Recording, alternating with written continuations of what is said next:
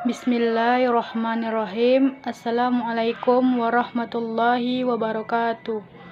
Baiklah, di sini saya Hilmi Safitri, NIM 0309 203071, ingin membuat tugas UTS pada mata kuliah Kebudayaan Indonesia, yaitu tentang 3 unsur kebudayaan Provinsi Sulawesi Tengah. Sejarah Provinsi Sulawesi Tengah dibentuk tahun 1964. Sebelumnya, Sulawesi Tengah merupakan salah satu wilayah keresidenan di bawah pemerintahan Provinsi Sulawesi Tengah dan Utara. Provinsi yang beribu kota di Palu ini terbentuk berdasarkan Undang-Undang No. 13 1964. Seperti di daerah lain di Indonesia, penduduk asli Sulawesi Tengah merupakan pencampuran antara bangsa Wedoid dan Negroid. Penduduk asli ini kemudian berkembang menjadi suku baru menyusul datangnya bangsa Proto-Melayu tahun 3000 sebelum Masehi dan Deutere Melayu tahun 300 sesudah Masehi. Keberadaan para penghuni pertama Sulawesi Tengah ini diketahui dari peninggalan sejarah berupa peralatan dari kebudayaan Dongsong atau perungu dari zaman Megalitikum. Perkembangan selanjutnya, banyak kaum migran yang datang dan menetap di wilayah Sulawesi Tengah. Penduduk baru ini dalam kehidupan kesehariannya bercampur dengan penduduk lama sehingga menghasilkan pencampuran kebudayaan antara penghuni lama dan baru. Akhirnya, suku-suku bangsa di Sulawesi Tengah dapat dibagi dalam 3 kelompok, yaitu Palu Toraja, Koro Toraja, dan Poso Toraja.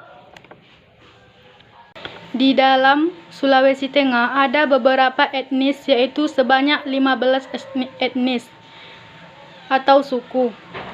Di sini saya hanya bisa menjelaskan 3 suku, yaitu suku Bungku, suku Kulawi, dan suku Kaili.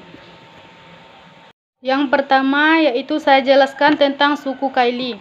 Suku kebahasaan kata berasal dari nama pohon. Pohon Kaili ini tumbuh subur di tepi Sungai Palu dan Teluk Palu. Pada zaman dulu, tepi pantai dapat letaknya menjorok kurangnya lebih 34 km dari letak pantai sekarang, yaitu di Kampung Banga. Suku Kaili mengenal lebih dari 20 bahasa yang masih hidup dan dipergunakan dalam percakapan sehari-hari. Namun, suku Kaili memiliki lingua franca yang dikenal sebagai bahasa Ledo. Kata Ledo ini berarti tidak. Bahasa Ledo ini dapat digunakan berkomunikasi dengan bahasa Kaili lainnya. Bahasa Ledo yang asli belum dipengaruhi bahasa para pendatang, masih ditemukan di sekitar Raranggona dan Tompu. Sementara bahasa Ledo yang dipakai di daerah Kota Palu, Biromaru, dan sekitarnya sudah terasimilasi dan terkonstamilasi dengan beberapa bahasa para pendatang, terutama bahasa Mandar dan Melayu. Semua kata dasar bahasa Kaili atau dialek tersebut berarti tidak. Bahasa ini yang digunakan di kawasan Palu adalah bahasa Kaili. Bahasa Kaili merupakan salah satu bahasa daerah yang masih digunakan oleh masyarakat Kota Palu, khususnya suku Kaili yang terdapat di Kota Palu, Sulawesi Tengah. Yang kedua yaitu sistem pengetahuan suku Kaili. Suku Kaili banyak mendiami tempat-tempat dan daerah-daerah yang berbeda di kawasan Sulawesi Tengah. Di antaranya sekian banyak masyarakat suku Kaili, terdapat sebuah rumpun masyarakat suku Kaili yang dikenal dengan suku Kaili Daa yang berbahasa Daa di Jonoege, Sulawesi Tengah. Hingga di akhir abad teknologi mutakhir yang berkembang pesat di kota-kota kita tinggal, Orang Kailida'a ini tidak pernah mengadopsi satu bagian pun dan kemajuan teknologi itu. Anak-anak mereka bertumbuh apa adanya dengan pengetahuan yang minim, yang tak lebih dari miskinnya peradaban kebudayaan Kaili. Kesulitan akses ini yang menjadi mereka tetap terasing dan nyaris terisolasi dari peradaban modern.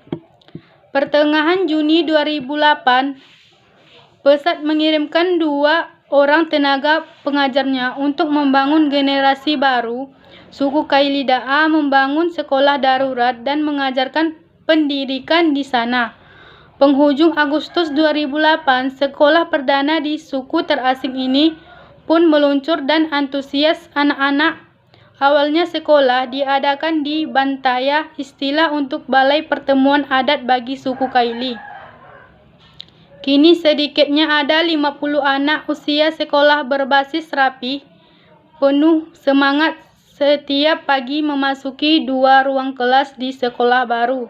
Mereka yang ala kadarnya, yang dindingnya dan lantai terbuat dari papan dan beratapan rumbia.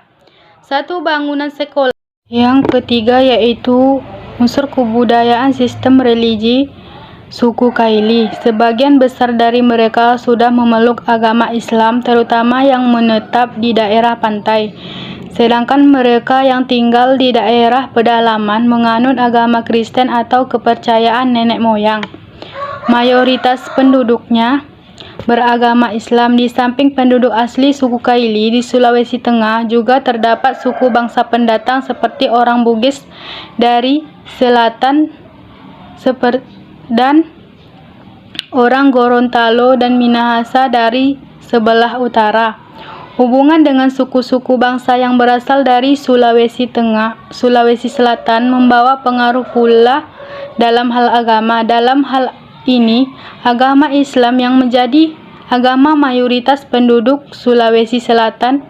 Bukti sejarah menyatakan bahwa masuknya agama Islam ke Sulawesi Tengah berasal dari daerah Minangkabau melalui Makassar yang dibawa oleh seorang mubalik pada saat sedang berdagang.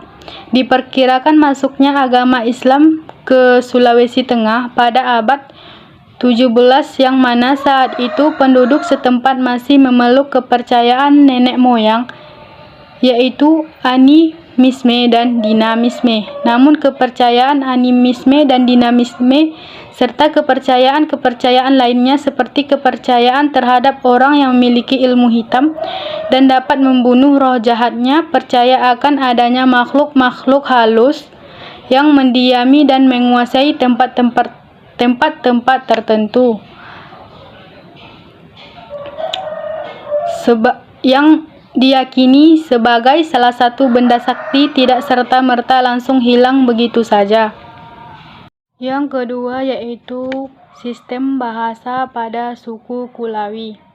Suku Kulawi memakai bahasa Kulawi dengan beberapa dialek seperti dialek Kulawi Lindu yang dipengaruhi oleh bahasa Kaili. Kelompok ini mendiami daerah sekitar Danau Lindu. Kemudian kelompok memakai dialek Toboko, rumah yang terdiam di sekitar Sungai Lariang atau Sungai Koro. Orang Kulawi di Sulawesi Tengah merupakan salah satu kelompok suku bangsa yang diam di daerah pedalaman atau hinterland, yang kaya akan tradisi yang terpelihara selama berabad-abad. Yang kedua yaitu sistem pengetahuan pada suku Kulawi. Sistem pengetahuan suku Kulawi dalam pemanfaatan sumber daya tumbuhan sebagai obat-obatan juga terdapat pada beberapa masyarakat adat di Sulawesi Tengah. Sitopang, misalnya pada masyarakat Topo Uma yang tinggal di beberapa desa dalam wilayah Kulawi Selatan, khususnya di desa Oparese, Kabupaten Sigi, Provinsi Sulawesi Tengah. Mereka telah lama mempraktekannya secara turun-temurun. Ketiga yaitu kepercayaan religi pada masyarakat suku Kulawi. Mereka meyakini adanya dewa tertinggi yang disebut Karampoa I Langit dan Karampoa I Tanah, pencipta langit dan tanah.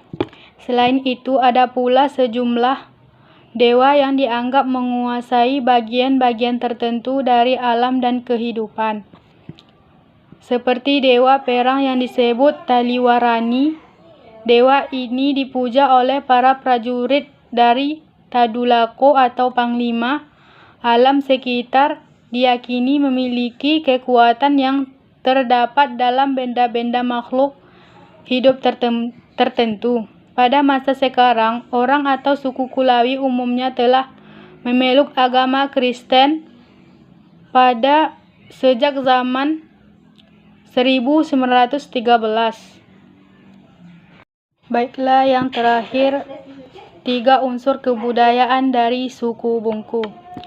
Yang pertama yaitu sistem bahasa. Suku Bungku adalah suku bangsa Indonesia yang mayoritas mendiami wilayah Bungku Utara, Bungku Selatan, dan Bungku Tengah, dan menui di Kabupaten Morowali, Provinsi Sulawesi Tengah. Bahasa yang digunakan suku Bungku adalah bahasa Bungku atau bahasa Tobungku. Bahasa mereka terbagi menjadi beberapa dialek seperti Ta'a, Merui, dan Lalayo. Bahasa Bungku sempat dianggap sebagai dialek bahasa Kaili, tetapi menurut masyarakat suku Bungku, bahasa Bungku bukan termaksud dalam dialek bahasa Kaili, tetapi merupakan sebuah bahasa tersendiri sebagai induk bahasa di kawasan timur Sulawesi. Dalam bahasa Bungku terdapat beberapa kasta atau tingkatan bahasa, yaitu bahasa yang amat halus, sedang, dan kasar.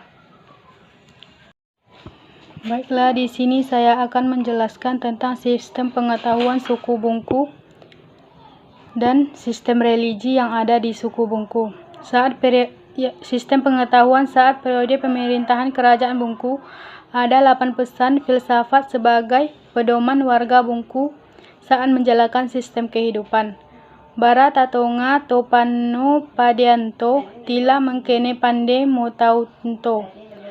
Maknanya imbangkan ujung keterampilan kita bahagian sama ujung keterampilan dan pengetahuan kita. Sopan santun dalam bahasa Bungku dikenali dengan istilah kona daati atau kona lelu dan kona atora. Maknanya berlagak laris sesuai bimbingan tradisi istiadat. Kemandirian dalam bahasa Bungku sama dengan tamoram panta, tuma de panta, atau luma ko panta. Maknanya hidup sendiri, mandiri, atau jalan sendiri. Patuh pada orang tua sebagai kewajiban seorang anak. Disiplin dan jeli yang disebutkan ketutu atau matutu. Tanggung jawab, kejujuran dalam bahasa Bungku disebut kamolewa atau moleo. Rasa dedikasi yang dikenali dengan safa motulungi yang diibaratkan dengan pongko kolaro. Sistem religi suku Bungku, mayoritas orang Bungku menganut agama Islam Sufi yang taat. Beberapa tradisi adat dan kesenian banyak mengandung unsur Islami. Pengaruh animisme pada suku Bungku saat sebelum masuknya Islam masih dapat terlihat, seperti praktek perdukunan yang dalam bahasa Bungku disebut sando.